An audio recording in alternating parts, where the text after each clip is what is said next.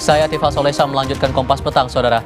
Mantan Ketua Komisi Pemberantasan Korupsi Abraham Samad menghadiri panggilan penyidik Polda Metro Jaya sebagai saksi terlapor dalam kasus tudingan ijazah palsu Joko Widodo.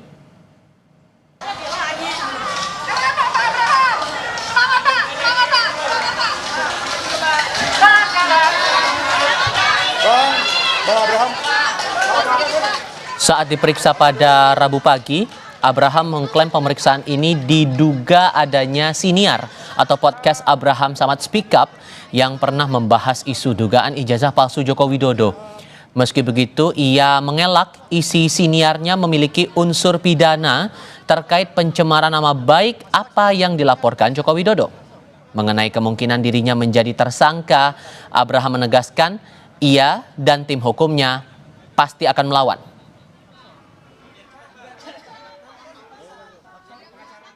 Ini bukan tentang saya, ya, karena pemanggilan terhadap saya adalah serangkaian dengan apa yang saya lakukan selama ini, yaitu memberitakan, ya, lewat podcast saya memberitakan dan menjadi forum diskusi untuk memberikan edukasi, pencerahan dan kritikan yang bersifat konstruktif agar supaya masyarakat paham tentang hak-hak dan kewajibannya. Itu yang saya lakukan. Oleh karena itu, kalau apa yang selama ini saya lakukan lewat podcast dianggap sesuatu yang punya nilai pidana sehingga saya dipanggil, maka ini adalah salah satu bentuk kriminalisasi terhadap pembungkaman kebebasan berpendapat dan kebebasan berekspresi. Dan yang paling berbahaya lagi, bahwa pemanggilan saya ini adalah sebuah tujuan proses ingin mempersempit adanya ruang demokrasi. Kalau misalnya saja aparat hukum ini membabi buta menangani kasus pidana ini, maka saya pasti akan melawannya sampai kapanpun juga. Pengacara senior sekaligus tokoh gerakan HAM Todung Mulya Lubis yang ikut mendampingi Abraham Samad di Mapolda Metro Jaya menegaskan upaya pemeriksaan terhadap Samad syarat upaya kriminalisasi dan memiliki niat jahat. Tak hanya itu, menurutnya secara umum pemanggilan Abraham sudah menunjukkan hukum digunakan sebagai senjata.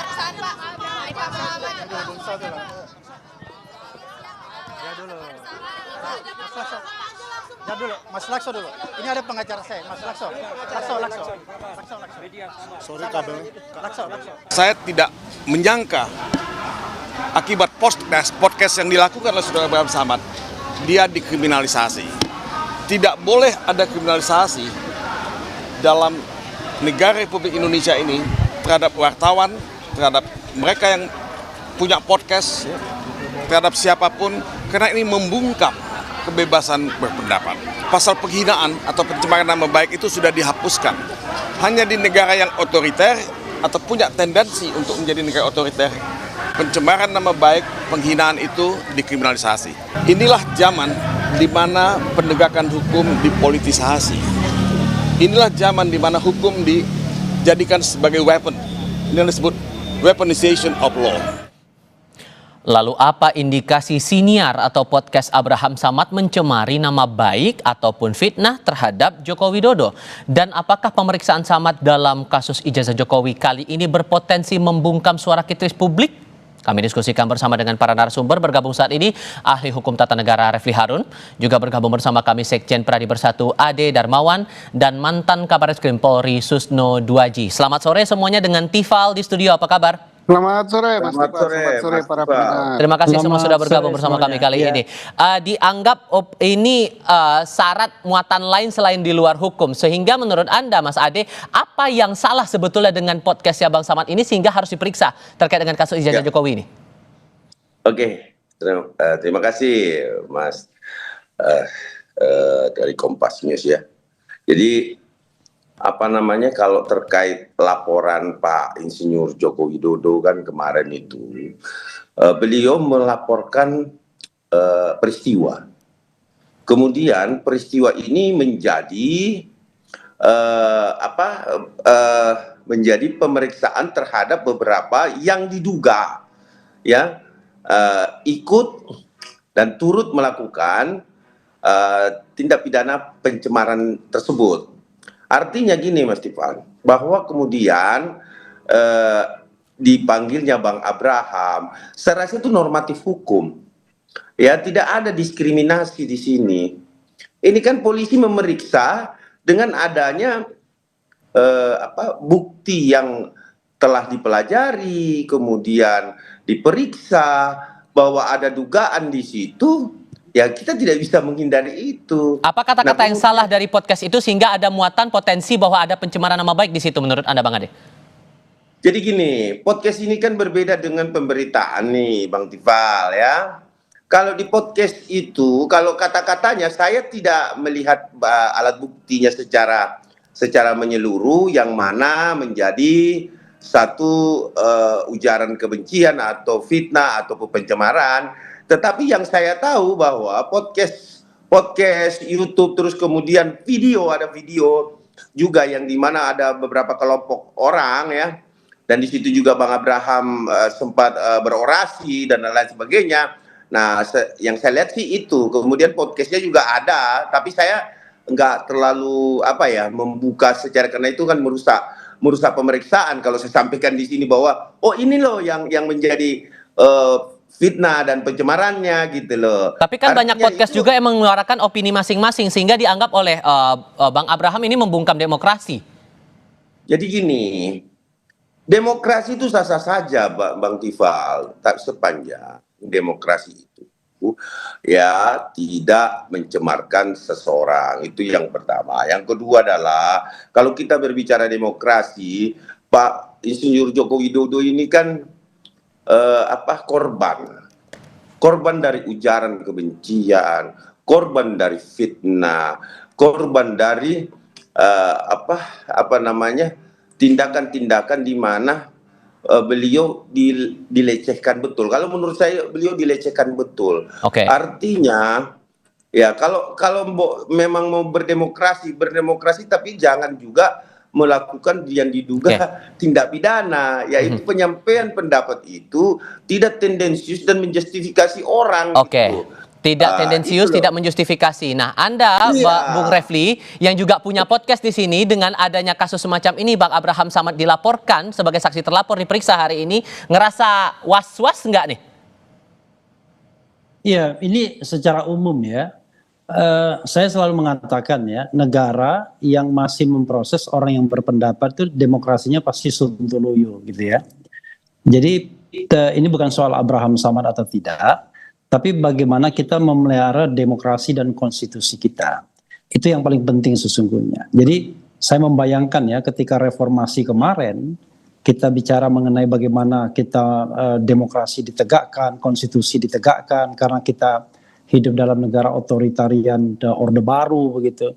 Tapi ternyata setelah berapa tahun kejadian seperti ini terjadi lagi. Begini, kalau kita bicara mengenai hak-hak perlindungan seseorang gitu, tentu orang punya hak untuk kemudian misalnya kalau dia merasa dicemarkan, dia mengadu. Tetapi harus jelas dia dicemarkan pada bagian mana dan kemudian siapa yang diadukannya. Yang terjadi sekarang ini kan seolah-olah orkestrasi sebuah kekuasaan. Karena kalau ditanyakan pada Jokowi, dia hanya mengatakan saya hanya mengadukan sebuah fenomena. Loh, kok bisa ya diadukan sebuah fenomena? Tidak jelas siapa yang dia laporkan, lalu kemudian apa locus delictinya, apa tempus delictinya, dan lain sebagainya. Sehingga unsur fitnah menurut Anda masih ada tidak di situ? Iya, kalau seandainya misalnya dia merasa fitnah atau misalnya pencemaran nama baik, itu kan soal-soal yang terkait dengan delik aduan. Silakan saja dia, yang jelas harus jelas apa peristiwanya, di mana dia tahu bahwa dia difitnah, lalu siapa yang mau dia laporkan dan lain sebagainya. Sekarang kan tidak jelas.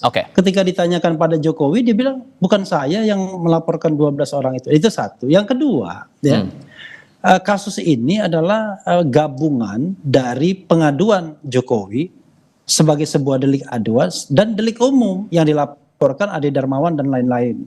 Jadi ada 5 laporan digabung jadi satu.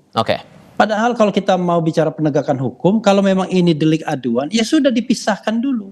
Delik aduan diproses dan kemudian dihargai hak Jokowi untuk mengadukan siapapun. Baik. Tapi jangan kemudian digabung seolah-olah di entertain yang diadukan sebuah fenomena, tiba-tiba dicarilah siapa yang kira-kira bisa dilaporkan, ditersangkakan. Ini yang menurut saya menjadi tidak jelas. Kalau begitu, Pak Susno, kalau menurut kacamata Anda membaca kasus ini, apakah siniar atau podcast itu bisa dijadikan bahan untuk penelusuran dugaan fitnah terhadap seseorang? Baik, saya akan netral ya. Saya meninjau dari segi penyelidikan dan penyidikan ya. Kasus ini adalah yang ditangani Polda Metro Jaya adalah pencemaran nama baik dan ITE ditambah dengan kasus-kasus lain yang digabungkan dari Polres, Polsek dan sebagainya. Iya. Ini sudah menunjukkan ketidakpastian hukum. Jadi tidak bagus ini. Kedua, dari segi hukum pidana, siapa yang melaporkan, dia harus membuktikan. Jadi jangan penyidik yang mencari tersangkanya. Ini nggak benar ini. Jadi kalau dipisah, saya sependapat dengan Nadinda Repli tadi. Dipisah, kemudian sekarang akan nangani apanya dulu? Akan nangani pencemaran nama baik. Kalau pencemaran nama baik, yang lapor harus yang merasa tercemar. Tidak boleh diwakilkan. Yaitu Pak Joko Widodo sendiri yang laporan. Kemudian tadi benar, kapan, di mana, tentang apa, kalimatnya kayak apa, itu harus di situ kan dia yang harus membuktikan itu. Jadi bukan polisi yang mencari. Nah kalau polisi mencari nanti penyidik mencari nanti dikira penyidik ini keberpihakan, itu nggak bagus gitu ya. Nah yang kedua tentang podcast. Podcast ya beda, yang tadi siapa yang nyatakan tadi dari PBI itu kan dari sudut pandang media, surat kabar, televisi dan sebagainya. Podcast ini kayak kita ngomong kayak gini lah gitu. Itu orang berpendapat, berdiskusi gitu, dan banyak sekali di Indonesia. Kalau semua podcast yang dan nggak bisa dipidana kalau orang berpendapat begitu? Ya nggak ada, nulum delictum nulla pona sine fiera liga punali, nggak ada aturannya, ya nggak bisa dihukum dong. Oke. Sehingga pertanyaan barunya muncul begini, Bung Ade, karena tadi Pak Dodung juga menyampaikan ada niat nih, jangan-jangan di balik urusan hukum ada maksud politik nih di balik ini, upaya untuk membungkam pendapat orang lain dalam sebuah siniar atau dalam sebuah podcast. Benarkah arahnya begitu? Jawabnya nanti, kita jeda sebentar. Kami segera kembali. Kata Bang Todung di Mapolda, Mas Ade, hukum saat ini sudah dijadikan sebagai senjata, bahkan ada tudingan politis di balik kasus ini. Memang arahnya mau ke sana? Kalau saya melihat ini normatif hukum ya. Artinya begini, Bapak Insinyur Joko Widodo itu kan memiliki hak yang sama dengan warga negara lain, warga negara yang ada di Indonesia, masyarakat Indonesia. Intinya apa yang dilaporkan peristiwa tersebut, kemudian ditemukan bukti-bukti pada perjalanannya, dan memanggil beberapa orang terlapor, dianggap terlapor ya, karena gini, saya perlu jelaskan dulu sedikit ya, bahwa ada 2 laporan itu yang saat ini berada di Polda Metro Jaya. Laporan 4 menjadi 1 kemarin ya. 4 menjadi 1, itu 160, 28 ayat 2 ITE ya. Nah, terus kemudian ada laporan pencemaran 310, 311, 32, 45A. Itu dari Bapak Insinyur Joko Widodo sendiri ya yang melaporkan. Jadi kalau terkait pemanggilan dan pelaporan ini normatif hukum kok. Tidak ada sama sekali tendensi politik. Yang mempolitisasi bisa saja orang-orang yang dipanggil dengan mengajak semua unsur beramai-ramai untuk mengatakan bahwa terjadi pembungkaman demokrasi. Siapa tuh yang nuduh kalau gitu menurut Anda? Demokrasi sah-sah saja, Mas Iqbal. Tetapi kita juga tidak bisa menutup mata terhadap demokrasi hukum. Artinya kebebasan-kebebasan udah banyak juga. Jadi gini loh, kalau kita bilang bahwa ada perbedaan, tidak ada equal karena dia adalah, mohon maaf, Bang Abraham Samad adalah mantan ketua KPK nih, ya kan, nggak bisa dihukum dong, ada privilege atau apa, kan semuanya sama. Tapi yang hari ini yang ditunjukkan Bang Abraham Samad, ya, saya sangat luar biasa support. Kenapa? Bahwa beliau datang. Jangan juga belum jatuh tempo, ada yang terlapor juga ya, belum jatuh tempo, tapi tidak hadir. Nah, Bung Justru Refli. menunda karena alasan 17 Agustus. Oke. Nah, tetapi apapun itu, saya menganggap Bang Abraham Samad ini memang pendekar hukum dan dia mengerti betul. Dan dia paham betul Bang Abraham ini bahwa Bung Refli, kemudian silakan. kalau dia tidak terlibat. Sudah kami tangkap poin dari situ, Bung Ade. Bung Refli, silakan. Iya, sekali lagi ya, saya mendapatkan beberapa kali surat panggilan tersebut. Dan surat panggilan tersebut itu menggabungkan semua tindak pidana. Jadi laporan dari Pak Jokowi, laporan dari Mas Ade dan lain sebagainya itu digabung jadi satu. Dan kemudian dikatakan Anda dipanggil sebagai saksi ya, dalam dugaan tindak pidana bla bla bla bla yang terlapornya 12 orang tersebut. Karena itu makanya saya katakan kalau kita bicara tentang profesionalisme penegakan hukum, ini sebenarnya yang diproses yang mana begitu. Kalau kita bicara mengenai hak Jokowi gitu ya, maka ya kita hargai haknya. Hak dia adalah mengadukan dan merasa dicemarkan nama baiknya. Lalu dia gunakan pasal 310, 311 KUHP dan kemudian pasal 27A Undang-Undang ITE yang terkait dengan pencemaran nama baik menggunakan dokumen elektronik. That's all, selesai kan? Harusnya itu kan delik aduan semua. Tapi yang terjadi adalah masuk pasal 160 KUHP, kemudian masuk soal-soal yang terkait dengan penghasutan dan lain sebagainya. Jadi sehingga udah ada maksud lain di luar hukum menurut Anda di sini. Bahkan pasal 32, pasal 35 yang ancaman hukumannya 12 tahun. Jadi dan tidak jelas lokus deliktinya di mana, tempus deliktinya di mana, materi pencemarannya apa, kemudian materi penghasutannya apa, kok gabung jadi satu seolah-olah polisi ini itu supermarket. Dia cari semua bahan, kira-kira setelah bahannya dikumpulkan tinggal dia tetapkan siapa yang mau dijadikannya tersangka. Bahkan Pak Jokowi sendiri ketika melaporkan kasusnya, dia cuma melaporkan peristiwa. Dia bilang dia tidak melaporkan orang. Lah, kok aneh, ada orang yang datang ke polisi, Pak, saya dicemarkan, Pak, saya difitnah. Siapa yang memfitnah? Saya tidak tahu, Pak. Nah, tapi di sisi lain, saya mendengar begini, loh, kan aneh. Makanya saya bilang, kalau kita mau memproses laporan pencemaran nama baik dari Pak Jokowi dan kemudian fitnah, silahkan diproses sesuai dengan azas profesionalisme, kemudian mendengarkan semua pihak, melakukan treatment kepada keadilan dan lain sebagainya. Tetapi jangan kesannya kemudian semua diambil tiba-tiba tidak jelas.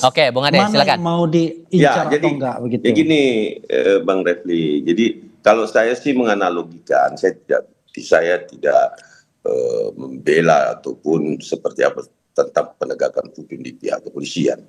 Jadi polisi itu diberikan kewenangan terhadap negara, ya. Kita ambil contoh analogi, Bang Refli, bahwa kemudian ada pencurian yang terjadi, misalkan kendaraan bermotor, Bang Refli, di depan rumah saya tidak tahu siapa yang ambil, tapi nyatanya ya peristiwa itu terjadi, ada kehilangan, ada kerugian dari saya gitu loh, sehingga saya merasa wah ini barang saya hilang nih, tapi saya nggak tahu nih pelakunya. Nah, ketika saya melaporkan ke polisi, apakah saya harus menyebutkan namanya? Misalkan, tetangga gua kali, kan nggak bisa begitu, Bang Refli. Jadi gini loh, bro, saya perbaikin sendiri ya.